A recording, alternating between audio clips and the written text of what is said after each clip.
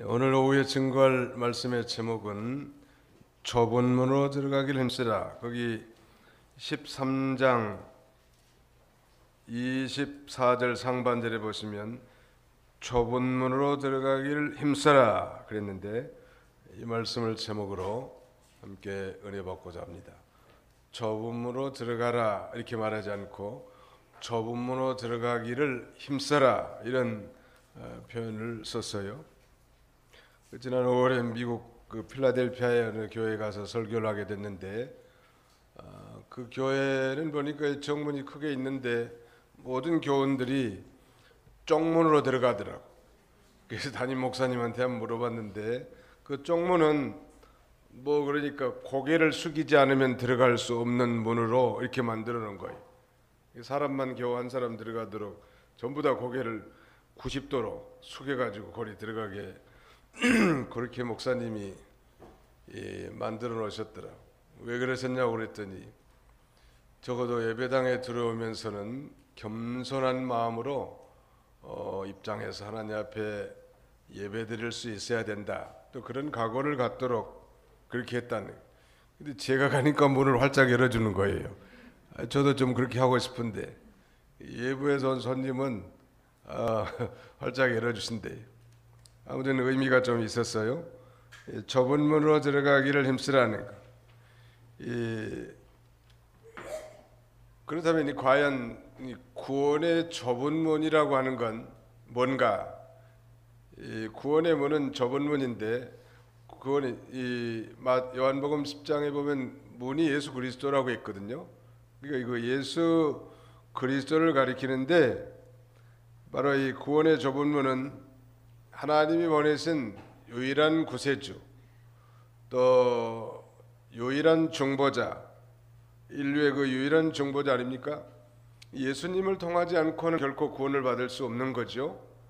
그래서 요한복음 14장 6절에는 내가 곧 길이요 진리요 생명이니 나로 말미암지 않고는 아버지께로 올 자가 없느니라. 즉 예수 그리스도를 통해야만 이 구원의 축복을 받을 수 있는 거고, 또 사도행전 4장 12절에는 다른 이로서는 구원 얻을 수 없나니 천하 인간의 구원 얻을 이름을 우리에게 주신 적이 없습니다.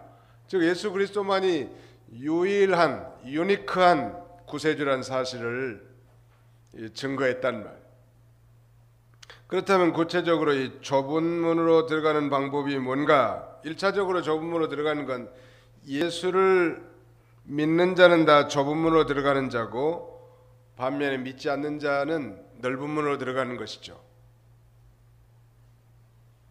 2014년 그 종교 통계를 보니까 천주교를 포함한 우리 소위 기독교, 소위 크리스찬티의 통계는 한 25% 정도, 이렇게 25%에서 한 27% 정도 된다고 그렇게 기록하고 있습니다.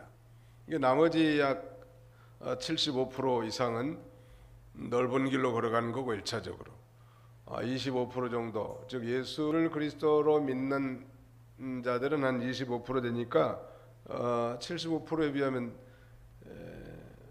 4분의 1 정도 되지 않습니까? 25%니까.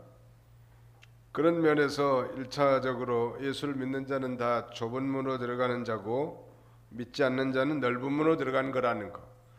그 다음에는 믿는 자 중에서도 이제 또 좁은 문이 있고 좁은 길이 있는데, 믿는 자 중에도 이제는 하나님의 말씀을 구체적으로 자기의 삶의 정황 가운데서 또박또박 지키는 사람, 이런 사람은 좁은 문으로 들어가는 자고, 예수를 믿어도 진리를 양보하고 말씀과 상관없이 말씀을 어기면서 믿는 자는 넓은 길로 걸어가는 자라고 할 수 있습니다.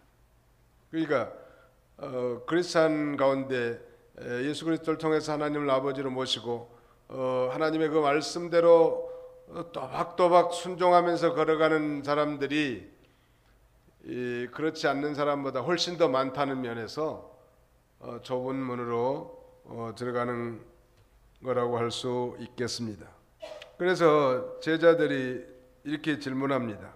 23절에 그런데 한 사람이 그분께 말하기를 주님, 구원받을 자들이 적습니까? 예수께서 그들에게 말씀하셨다. 좁은 문으로 들어가기 힘쓰라. 내가 너희에게 말하니 많은 이들이 들어가려고 해도 들어가지 못할 것이기 때문이다. 예수님께서는 소위 구원에서 제외될 사람이 많다고 말씀하셨고, 이 성도들 가운데 잘못 이해하는 부분이 한 가지 있는데, 적어도 우리 이 켈비니즘, 즉 칼빈주의를 우리는 개혁주의라고 하고, 우리 장로교는 이 개혁주의라고 합니다. 근데 이 개혁주의라고 하면 소위 두 가지의 구원설 가운데 이 제한적 구원설을 믿습니다. 다른 하나 그 반대되는 걸 소위 이 만인 구원설이라고 하는 게 있어요. 만인 구원설, 유니버설 셀베이션이라고 할 수 있겠는데, 이게 뭐냐면 누구든지 다 예수를 믿고 구원받을 수 있다. 참 듣기는 참 좋지요. 그러나 성경은 분명히 택자가 있고 불택자가 있으며 양이 있고 염소가 있고 그 다음에는 알곡이 있고 가라지가 있단 말이에요. 이게 창세 전에 누가 믿는가? 예수 믿는 사람은 누가 예수를 믿겠습니까? 하나님의 택한 백성. 창세 전에 그리스도 안에서 선택된 자들만 예수를 믿는다는 말이에요. 그런 면에서 우리는 제한된 속죄, limited atonement를 믿는 거예요. 한번 따라합시다. 우리는 제한적 속죄를 믿습니다. 네, 그러니까 뭐 아무나 전도해가지고 교회에 들어오면 구원받은 건 아니에요. 전도해서 교회에 들어와도 예수를 믿는 사람만 구원을 받는 거지, 누구든지 다 구원을 받는다는 것은 참 듣기는 좋지만, 하나님은 모든 사람이 구원을 받으며 진리에 이르기를 원하느니라 라고 성경은 분명히 그렇게 기록하고 있는데, 바로 이 모든 사람이란 게 창세전에 그리스도 안에서 택함 받은 모든 이들을 가리키는 거예요. 그런 면에서 우리는 만인 구원설이 아니고 제한된 속죄설, 이 한정된 구원설을 믿는다고 할 수 있겠습니다. 많은 사람들이 멸망을 당할 거라는 거예요. 가령 노아 시대는 노아의 홍수로 말미암아 이 세상이 다 물로 심판을 받았는데, 그때 구원받은 사람이 몇 분이에요? 9명이에요? 8명이라. 그 8명도 사실 한 가족에 지나지 않죠. 노아와 노아의 부인. 왜냐면은 노아의 부인은 이름이 안 나와 있어요, 성경에. 미세스 노아라. 노아하고 미세스 노아. 그 다음에는 아들이 셋 있었죠. 큰아들 이름이 뭐예요? 아니, 제가 그 양반 큰아들 이름 아는 게 뭐 그렇게 중요합니까? 중요하죠. 첫째 아들은 셈, 두 번째 아들은 함, 그 다음에 세 번째 아들은 야벳. 셈과 함과 야벳. 또 그 부인들까지 합하니까 부부 4쌍만 믿는 거예요. 8명. 너무 하나님이 잔인한 것 같습니다. 웬만하면 좀 더 붙여가지고 서놓지. 전 인류를 다 심판하고 오직 노아의 가족 8명만 구원한다는 거 너무 하나님이 좀 째째하고 좀 인색하지 않습니까? 이런 생각을 하신 분들도 계실 거예요. 또 하나님은 너무 잔인하고 무섭습니다. 아니, 조금 남겨두지 노아의 가족만 구원시키고 다 진멸시키는 게 어디 있습니까? 그런 의구심을 가져보지 않은 사람이 없을 거예요. 근데 이걸 신학적인 용어로는 소위 구속적 심판이라고 하는데, 이 구속적 심판은 뭘 예표하는가 하면 이걸 예표하는 거예요. 장차 천국에 갈 것인가 지옥에 갈 것인가 그걸 예표하는데, 누구든지 예수를 믿는 사람은 천국에 들어가고 누구든지 예수를 믿지 않는 사람은 지옥에 가는 것을 예표해 주는 거예요. 그게 바로. 또 구약시대에 특별히 신정국가 안에서는 죄를 범한 자를 아주 진멸시키라고 했는데, 그것은 바로 하나님의 언약과 상관이 없는 자, 즉 구원받지 못한 사람들이기 때문에 다 진멸하라는 것이고, 이것은 장차 믿지 않는 자가 지옥 가는 것을 가리키는 것. 미안하지만 예수님을 믿지 않는 자는 지옥을 가고 예수님을 믿는 사람은 천국에 가는 거지, 그 중간치기는 없어요. 죄를 조금 짓기는 지었는데 애매하기 때문에 여기 천국의 대합실이라고는 연옥에서 기다렸다가 지상에 있는 자기 친척들이 연보도 많이 해주고 착한 일을 많이 하면 소위 선행이 쌓여가지고, 그 다음에 선행 공덕설로 인해서 지상에 있는 내 손주 증손자가 목사고 선행을 많이 했기 때문에 내가 천국의 대합실인 연옥에서 대기하다가 천당으로 쑥 들어가는 게 아니고, 아니 뭐 무주 구천을 돌면서 이렇게 무슨 사람들에게 들어가서 병을 일으킨 것도 아니고, 아무튼 이 지상에서 신불신 믿느냐 안 믿느냐에 따라서 천국과 지옥은 결정되는데, 지상에서 노아의 8가정은 8식구는 예수를 믿었고 나머지 전체는 예수를 안 믿었기 때문에 다 심판하는 거예요. 그걸 가르쳐 주려고 이 진멸하는 거죠. 어느 시대에나 모든 사람들이 다 구원에 이르는 게 아니고 소위 남은 자들만 구원을 받는데, 이 남은 자라고 하는 의미는 하나님의 은혜로 택함 받은 자, 그래서 하나님의 언약에 참여한 자만 구약시대에도 천국에 들어갔다는 거. 그게 우리가 감사한 거죠.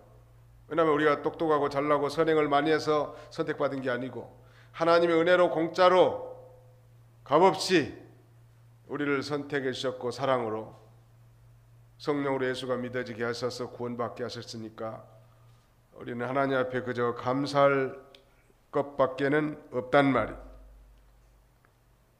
오늘날도 예수 믿는 자가 한 4분의 1, 그 4분의 1 가운데도 진짜 예수 믿는 사람들은 더 적을 거고, 또 진짜 예수 믿는다고 신앙 고백한 사람들 가운데서도 하나님의 말씀을 또박또박 지키고 순종하면서 믿는 사람들은 더 적을 거라. 구약시대 그 성막이라든지 구약시대 성전의 이 디멘전 제도를 보면 뭐 처음에 들어가는 문은 넓거든요. 그러니까 예를 들어서 성막을 예를 들면 이 맨 처음에 이제 바깥에서 성소 안에 들어가는 이 첫 번째 이 문은 굉장히 넓어요. 그런데 또 그 성전 뜰에서 성소에 들어가는 문은 더 좁습니다. 그 다음에 지성소는 더 말할 것도 없고요. 그러니까 하나님을 만나는 길은 점점점 좁은 문, 좁은 길을 따라가는 거예요. 순교자들이 많지 않고, 그 다음에 온전히 주님을 쫓은 자들이 많지 않는 거예요. 넓은 길을 가고, 넓은 문으로 가고 싶으세요? 좁은 문으로 가고 싶으세요? 대답이 순천하. 좁은 문으로 들어가고 싶으세요? 네. 뭐 확실해요? 네. 옆에 사람은 쳐다보세요. 양심을 자극을 좀 해야 되겠어요.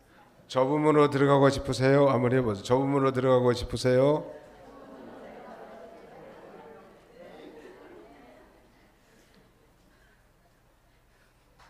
잠자는 사자의 코털을 건들지 마시오. 아무튼 좁은 문은 생명길, 좁은 문 좁은 길은 그런데 생명길이라. 하나님이 동행해 주시고 하나님의 권고가 있는 길인데, 그런 면에서 좁은 문으로 들어가기를 힘쓰라고 이렇게 말씀하시고, 그 길은 협착하고 좁지만, 그래서 많은 사람이 찾지는 않지만 그게 바로 생명길이라는 거. 그런데 이 문도 때가 되면 닫힐 날이 와요. 지금은 문이 열려 있죠. 물론 일부 이 사회주의 국가에서는 대단히 제한을 하고 문이 닫혀갈라 말라 하는 그런 가운데 있습니다만은, 앞으로 이 대환란, The Great Tribulation 시기에는 그 문이 닫힌다. 내내 우리가 자유롭게 이렇게 예배드리고 복음을 듣고 찬송하고 영광 돌리는 시간이 내내 계속되는 게 아니고, 때가 되면 문이 닫힐 날이 와요. 우리 한국도 서서히 문이 닫혀가고 있는 것 같아. 서서히. 그래서 이제 예수님께서 재림하시면 이 세상은 심판받고 새 하늘과 새 땅, 신천신지가 도래하게 되겠는데, 예수님이 재림하시면 이제 기회를 상실하는 거예요. 문이 닫히는 거예요. 그때는. 요새 김정은이가 정신없이 미사일을 쏴붙이는데, 지금 최근에 어저께 쏴붙인 건, 어젠지 그저께 저녁인지 쏴붙인 건 이 정상적인 각도로 발사했을 경우에는 11,000km를 간다는 거예요.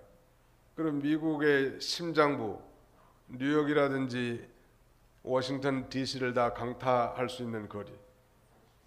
그것만 만들었다고 미국에서 전쟁에 승리하는 건 아니겠지만, 한 가지 분명한 것은 이 세상의 이 복음의 문이 닫힐 준비를 김정은이가 부지런히 하고 있더라.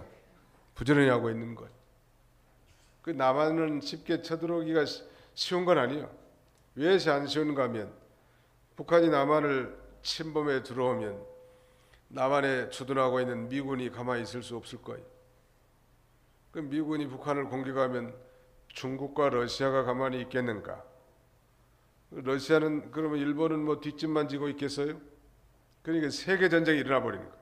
근데 만약에 이 세계 전쟁이 일어나면 이건 세계 3차 대전이고 핵전쟁이고, 아마 이 전쟁이 아마겟돈 전쟁으로 인류 최후의 심판이 될 것 같고, 이 전쟁이 일어나면 인구의 약 1/3이 죽을 가능성이 많아요. 지금 한 70억 가까이 된다고 하는데 1/3이면 약 23억 이상이 전멸할 가능성이 많답니다. 그때는 이제 완전히 문이 닫히는 거예요. 우리 주님은 문을 열 권세도 있고 문을 닫을 권세가 있어요.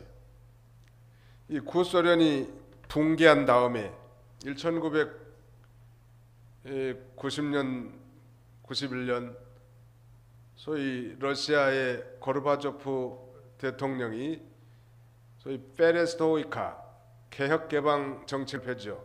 그라스노스트 개혁과 개방 정책으로 구소련이 붕괴돼 버렸습니다. 구소련이 붕괴되니까 인근에 진치고 있던 수많은 한국인 선교사들이 이 구소련 붕괴된 독립국가연합에 가가지고 열심히 복음을 전했는데요. 놀랍게도 많은 교회들이 세워졌고, 지금도 등록된 교회들은 합법적으로 종교생활, 신앙생활을 하고 있습니다. 그런데 우리도 거기에 부응해서 우리 교단에서도 이 북방 선교를 열심히 어떤 대교단 못지않게 활발하게 했었죠. 많은 선교사들이 왕래하면서 또 상주하면서 그러던 것이 2000년 중반 이후가 되니까 문이 슬슬 닫히면서 한국인 선교사를, 아니 한국인뿐만 아니라 모든 선교사들을 다 추방시켰습니다. 지금은 우즈베키스탄 같은 데는 한국인이나 외국인 선교사가 아무도 교회를 볼 수 없어요. 그때는 자유롭게 교회도 개척하고 복음도 증거할 수 있었는데, 하나님 문을 열어줬었고, 지금은 적어도 선교사들에게는 문이 닫혀 있다는 거예요. 이 구소련의 이성국가들이 그런 추세로 나가고 있습니다. 점점 이 어둠의 세력이 몰려오고 점점 복음의 문이 닫혀지면 구원의 문이 닫혀진 거 아니겠습니까? 우리같이 이렇게 자유롭게 신앙생활할 수 있는 건 큰 축복인데, 이것도 내내 그런 게 아니에요. 하나님이 이 동방의 예루살렘이라고 하는 이 평양의 복음을 전파하겠고요. 그 다음에 이 6.25 전쟁을 통해서 그 기독교 학자들이 하면 이북에서 예수 믿는 사람들이 거의 대부분 남한으로 귀환했대요. 1.4.5태 때나 배를 타고라든지 거의 이북에 있는 믿음 좋은 목사님들, 신앙의 지도자들 100%는 아니지만 거의 대부분이 다 남쪽으로 왔고, 이 사람들이 교회를 세우고 열심히 신앙생활을 한 덕에 그야말로 교회가 기하급수적으로 부흥했는데, 그 덕에 이 세계 선교사 파송 제2국가까지 이르게 되지 않았습니까? 사실 전투 선교사로 말하면 우리가 최고예요. 전 세계에서. 하나님이 오전에도 잠깐 말씀드렸지만 유엔국 국가 16개 나라 군사를 보내가지고 전쟁을 막아서 이 나라가 마지막 시대에 복음을 증거하는 선교사 국가, 제사장 국가로 하나님이 세워주시는 거예요. 그런데 그 해가 벌써 지금 1950년을 기준으로 한다면 몇 년 됐습니까? 몇 년이? 오늘이 17년이니까 2017년이니까 약 67년 되지 않았습니까? 거반 한 70년 가까이 이렇게 국가적으로도 안정되고 전 세계 복음을 증거하고 경제적으로도 번성하도록 하나님이 역사하신 건데요. 많은 선교사들이 복음을 증거하고 교회를 세우고 그랬는데 점점 이제 문이 닫혀지고 한국의 성도들도 점점 타성해졌고 타락해지고 보니까 또 아이들은 뭐 젊은 부인네들이 안 나네 이제 뭐. 과거에는 한 80만 정도 아이 신생아가 나왔다는데 요새는 뭐 금년엔 40만도 안 될 것 같다고 그래. 그러니까 이 주일학교가 심각한 타격을 받는 거예요 지금. 교회들마다 아이들을 낳으면 내년부터는 문재인 정부에서 5살 미만은 월 10만 원씩 준대요. 부지런히 해보라고 가서 저기 손자 손녀들 독려해가지고 이 아이를 안 낳으니까 이 나라가 망국의 길로 걸어가더라고. 보니까 모든 면에 교회도 그러고 학교도 그러고 경제도 그러고 산업활동도 그러고 아이를 안 낳으니까 이게 나라 망쳐드는 거예요. 우리나라가 많이 나가지고 선교사도 많이 나와서 해외 선교사 송출을 해야 되겠는데 절반도 안 되게 줄어드는 거예요 지금. 제가 지금 말씀드리고 요즘은 이 복음의 문, 구원의 문도 내내 이렇게 열리고 자유로운 것만이 아니라 때가 되면 반드시 문이 닫힐 날이 오게 된다는 것. 구원의 문이 닫히면 아무리 들어가기를 구해도 얻지 못한다는 것. 그러므로 문이 닫히기 전에 우리가 이 세상에서 개인적으로는 말씀을 순종해서 구원을 잘 이뤄나가야 되겠고, 그 다음에는 또 교회나 우리 이웃이나 전 세계에 나가서 복음을 증거함으로 이 구원의 복음을 선포해야 할 것입니다. 그 방주도 8사람이 다 들어간 다음에 문이 닫혔다고 했습니다. 구원의 문이 닫히면 아무리 들어가려고 해도 안 된다는 말. 그러면 구원받지 못한 자들의 이 구원받지 못한 이유가 뭐냐는 말이에요. 거기 한번 보실까요? 왜 못 받는가? 27절 그가 너희에게 말하기를 나는 너희가 어디에서 왔는지 알지 못한다. 불의를 행하는 자들아 모두 내게서 떠나가라 라고 할 것이다. 그 앞절 25절 26절 같이 한번 읽읍시다. 시작. 집주인이 일어나서 문을 닫아버리면 너희가 밖에 서서 문을 두드리며 주님 저희에게 열어주소서라고 말하여도 그가 너희에게 대답하여 말하기를 너희가 어디서 왔는지 내가 알지 못한다라고 할 것이다. 그때 너희가 말하기를 시작하여 우리가 주님 앞에서 먹고 마셨으며 또한 주님께서 우리의 길에서 가르치셨습니다 하면, 여기 예수님이 너희가 어디서 왔는지 알지 못한다. 이건 뭘 의미하는가 하면 어떤 장소적인 문제라기보다는 이 본질적인 문제인데, 한마디로 말하면 이 중생이라고 하면 물과 성령으로 거듭난 것인데, 이 교회는 나왔을지 모르지만 물과 성령으로 거듭나지 않은 자, 이런 자들은 결코 천국에 들어갈 수 없음을 우리에게 가르쳐 주는 것입니다. 이 중생의 구원이 바로 그 근원인데 물과 성령으로 나지 않는다면 하나님 나라에 들어갈 수 없다고 하지 않았습니까?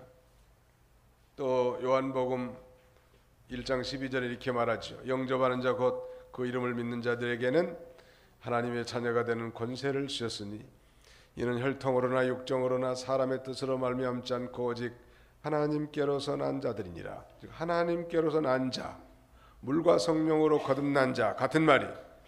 그러니까 너희들은 물과 성령으로 거듭나지 않았고 하나님께서 나지 못했기 때문에 내가 너희를 알지 못하고 천국에 들어갈 수 없다고 그렇게 말하는.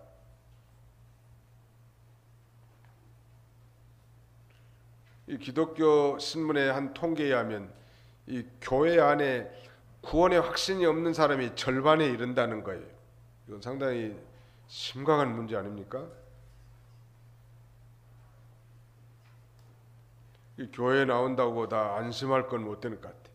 우리 자녀들 구원 문제, 우리 손자들 중생의 확신 이런 걸 늘 체크해 봐야 돼. 너희가 믿음에 있는가? 너희 자신을 시험하고 너희 자신을 확증하라. 그리스도께서 너희 안에 계시나니 그렇지 않으면 너희가 버리운 자니라. 정말로 예수 믿는 사람은 다 천국에 들어가겠는데 모양만 내서는 안 돼요. 우리 청년들 찬송 오늘 참 아름답게 잘하셨는데 청년들 청년 시절에 이 구원의 확신, 중생에 대한 체험이 분명하지 않으면 인생이 흔들릴 수가 있다. 확실한 중생에 체험한 사람, 물과 성령으로 거듭난 사람이라면 어떤 경우에도 낙심하지 않고 다시 일어설 수 있어요. 그러니까 여기 나더러 주여 주여 하는 자 주님 앞에서 먹고 마셨다고 아무리 그래도 쓸데없어요. 나 교회 와서 봉사도 많이 했고요, 연보도 많이 한 바가 있고 직분도 가진 바가 있는데요, 불법을 행하는 자들아 내게서 떠나가라. 그 불법을 우리 성경에 지금 불의로 바른 성경에 번역하고 있는데 그건 바로 예수를 나를 구주로 믿지 않는 자들아 나를 떠나가라 그 말과 똑같은 말이. 인간의 의는 다 더러운 옷과 같다고 했죠. 그래서 누구든지 하나님의 의를 받아 가져가야 된다는 말. 우리가 구원받았다는 것은 죄 용서받았다는 뜻도 되지만 하나님의 의를 선물로 받았다는 뜻도 되지 않습니까? 그러니까 이 불의를 행하는 사람들은 결코 천국에 못 들어가요. 그러나 연약하고 허물이 많아도 예수님을 진실로 믿는 사람이라면 하나님께서 다 아브라함과 이삭과 야곱의 품에서 천국에서 기쁨과 즐거움으로 누릴 것이지만 저 외인들은 바깥 어두운 데서 이를 갈며 슬피 울 것이라고 성경은 증거하고 있습니다. 아브라함의 허물이 우리 믿음의 조상이지만 한번 아브라함의 칩을 한번 펼쳐볼까요? 아브라함은 두 번씩이나, 한 번도 아닙니다, 두 번씩이나 자기 부인을 부인이라고 말하지 않고 누이라고 속였어요. 저는 한 번도 그런 적이 없습니다. 한 번은 혹시 그럴 수 있는데 두 번씩이나, 얼마나 그게 남자요 그게? 아니 자기 부인을 뭐 자기 부인이라고 말을도 할 수 없는 게 남자냐는 말. 이삭도 아버지 닮아서 한 번 그런 적이 있어요. 부전자전이요. 또 그 아비멜렉 사람들이 그 셈 우물 빼앗을 때 참 못난 사람처럼 도망다니면서 또 셈 파고 댕기고, 야곱은 뭐 입에 담을 수 없을 만큼 흠이 많은 사람이에요. 편견도 가지고 있고, 아니 자기 장인이 레아하고 점찍어졌으면 둘이 평생 살지 뭘 또 라헬을 연모해 가지고 또 살고, 그것도 모자라서 두 여종까지 동침해 가지고 아이들을 13명을 낳은 거예요. 12남 1녀. 그러니까 배달은 아이들끼리 뭐 서로 싸우고 북적거리고 서로 아주 살벌하잖아요. 근데 문제는 그 믿음의 새 조상들이 다 하나님의 언약에 참여했고 하나님을 섬긴 자예요. 오늘날로 말하면 예수 믿는 자란 말이에요. 그러니까 우리가 허물이 많지만 예수 믿는 거 이것 때문에 천국 가는 거지, 우리의 의와 선행과 이거야말로 이 더러운 옷과 같은 거예요.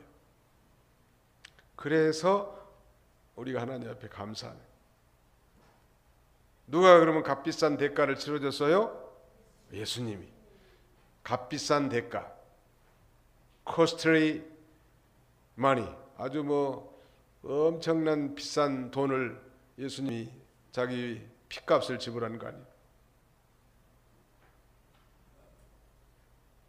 말씀드리려고 요지는 우리가 약하고 연약함에 둘러싸여 있고 죄악성이 많고 또 허물이 많지만 우리 주님은 긍휼이 풍성하셔서 자기 아들 예수 그리스도를 믿는 그 믿음을 보시고 우리를 의롭다 하시고 하나님의 자녀로 인정해 주시고 늘 함께 해주신 하나님이요, 물 가운데로 지날 때도 물이 침몰치 못하게 해주시고 강을 건널 때도 강물이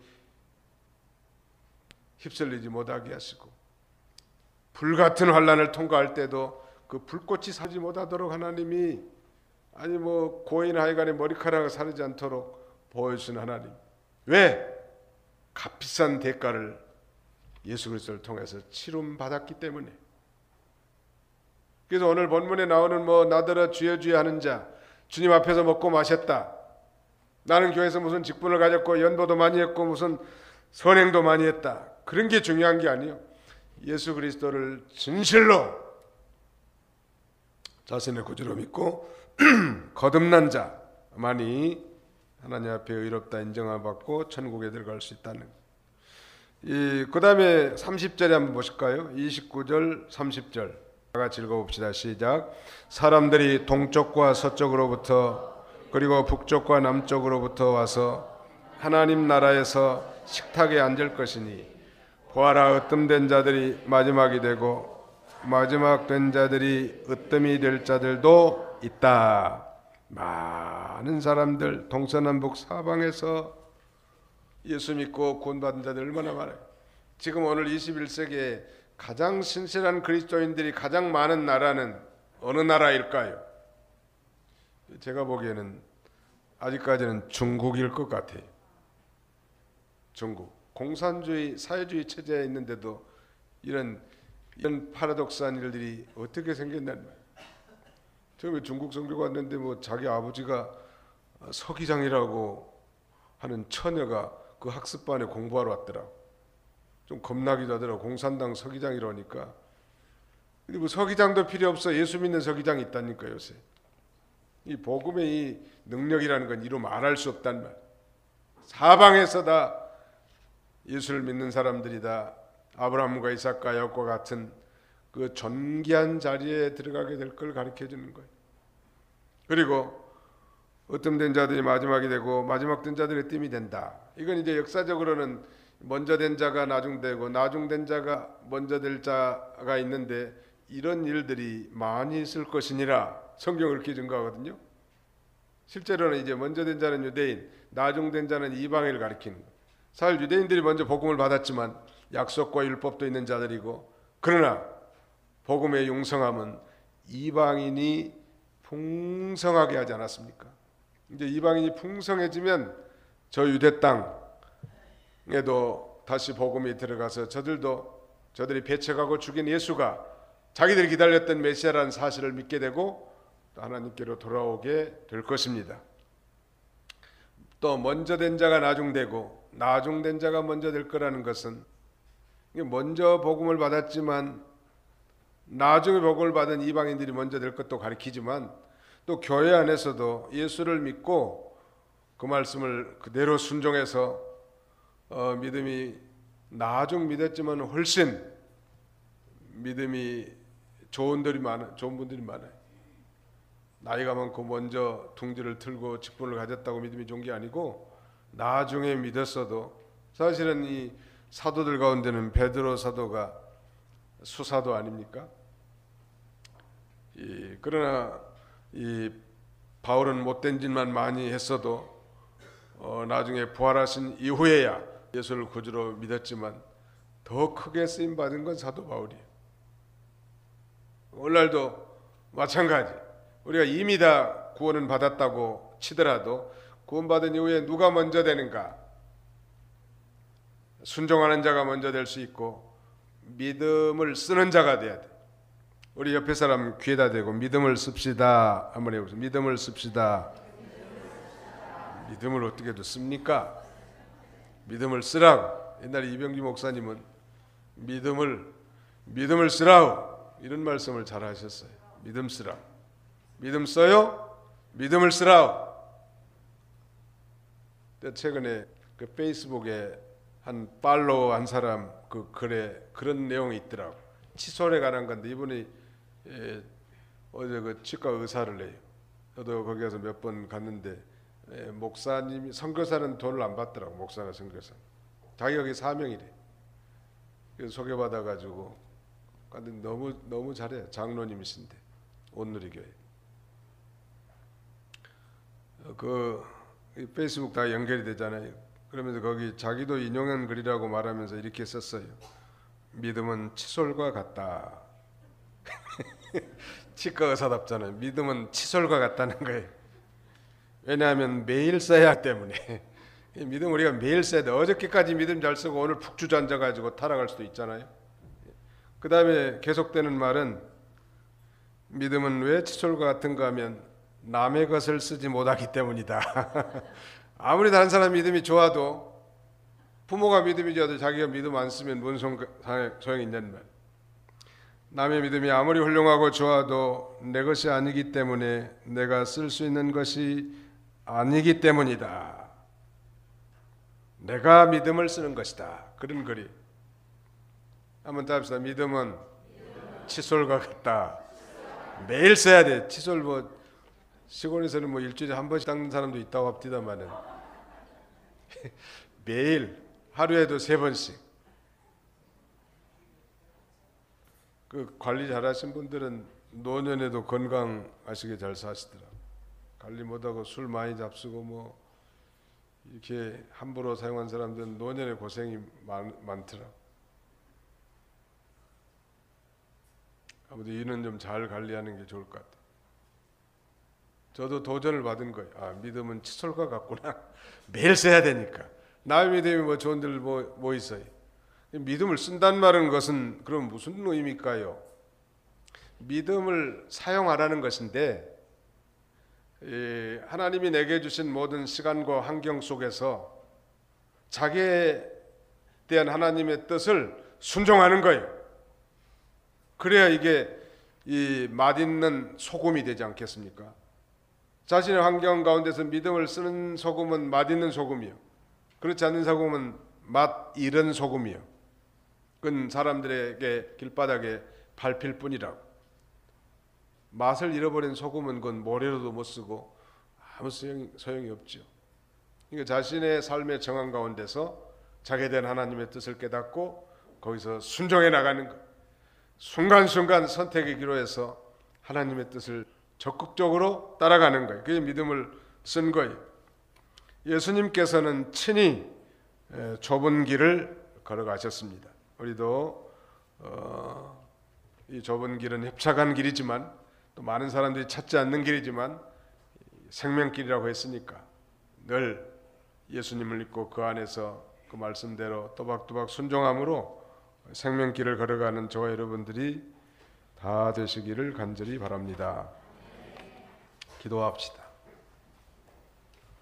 거룩하신 하나님 감사합니다. 좁은 문으로 들어가기를 힘쓰라고 했사오니 모든 믿는 성도들이 우리 삶의 정황 가운데서 내게 대한 하나님의 뜻을 깨닫고 듣고 배운 하나님 말씀 가운데 하나님의 말씀을 순종함으로 믿음을 써서 세상을 밝게 하고 자신의 믿음이 자라나게 하고 하나님께 영광 돌리는 삶을 사는 저희들이 다 되게 하여 주옵소서. 예수님의 이름으로 기도하옵나이다. 아멘.